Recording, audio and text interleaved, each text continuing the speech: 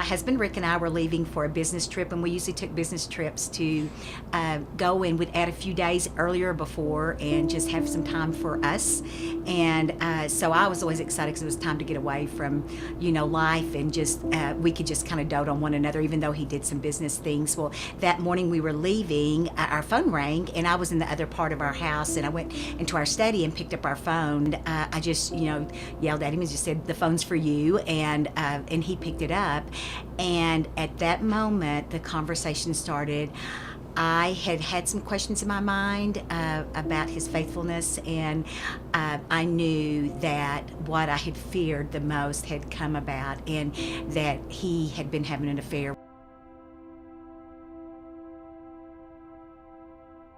As you can imagine, I was devastated. I was brokenhearted. I felt like I'd been gut punched. I remember waking up the next morning and not wanting to get out of bed, and yet I knew I had to because I had two small children. They were 8 and 5 years old. But I went through the first days of I couldn't eat. I even couldn't drink, where I actually, and my family and friends that were surrounding me, thought I was going to be put in the hospital from dehydration, because I literally would throw up water. That's the emotional. You just get physically, emotionally, and just sick. And I thought I was just kind of living the Cinderella life. We had the 2-story house, had the dog, had the fence around, and so many times, ladies that I sit with that have gone through similar circumstances that I'm there to give hope to, is they ask about, how did you forgive? How did you trust again? It wasn't just one-time deal and it was done.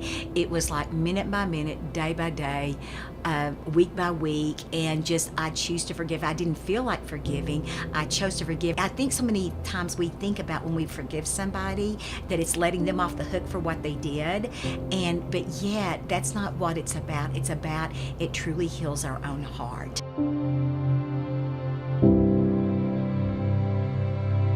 As I walked in forgiveness, I just thought about the scripture, Psalms 40, and it talks about being in the pit and that he can take us and rescue us out of the pit. And that pit of unforgiveness, it was just so deep that during the first year, somebody might have a conversation with me and say, "Oh, I saw Rick," or "I knew this," or say situations that would make me go in the pit, and I would spiral all the way down to where if Rick walked in the door, he would know that somebody had talked to me and the enemy had just come and just spiraled me down. And instead I thought, I cannot live like this. I cannot let this bitterness eat me truly alive from the inside out. It's almost like you have a hook in your heart, and it's almost like taking that hook out and releasing. And then God came in just, I think, with his crushing love and just filled that broken part of my shattered heart, just filled it and filled it and filled it. And no, it is not easy. So many times people say, "Oh, I can forgive them and go on." Well, a lot of times they just set it aside or build up walls, or however they want to do that with that part of their lives. But yet there's still, I think the enemy knows right where we haven't forgiven somebody, or right where a hurt is, and he'll know right where to come and send little places to prick us and hurt us. And God's just, I'll never forget, just Spirit said to me, "You come after me and I'm going to take care of you and your children."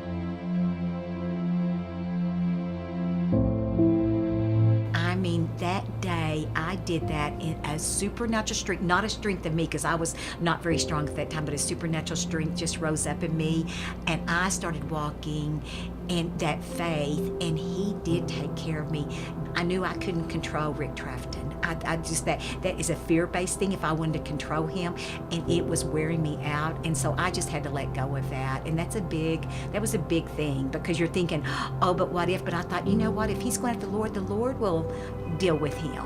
One of the life-changing things for me, I believe, is just discovering what was true about me, what God says about me, and that I am valuable and that I'm wanted. And not only did he say I was treasured, but I was most treasured.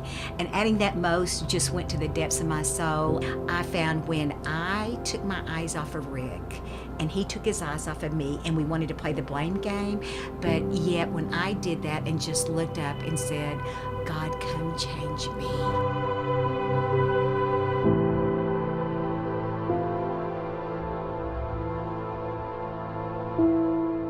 the saying that Rick and I like to use is, and we heard someone say, I cannot remember who, but what if marriage was meant to make you holy more than happy? And oh, have we found that to be true over and over. But it's beautiful, and we're so thankful for that.